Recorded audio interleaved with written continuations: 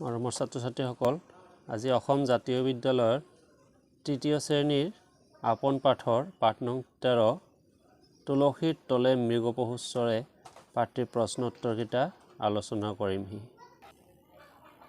শব্দ অৰ্থখিনি চাই ল'বা। তাৰপিছত 1 নম্বৰত আছে প্ৰথমে কোৱা, তাৰপিছত লিখা। ইয়াৰে ক নম্বৰ প্ৰশ্নটো আছে কাতি বিহুৰ আন এটা নাম কি? ইয়াৰ উত্তৰটো লিখিবা। কাতি বিহুৰ আন এটা নাম হ'ল কঙালী বিহু। খ নম্বৰ প্ৰশ্ন আকাশবন্তি কি? ইয়াৰ উত্তৰটো লিখিবা। আকাশবন্তি হ'ল বৰ দীঘল এডাল বাঁহৰ একেবাৰে মূৰত জ্বলোৱা এগছি বন্তি।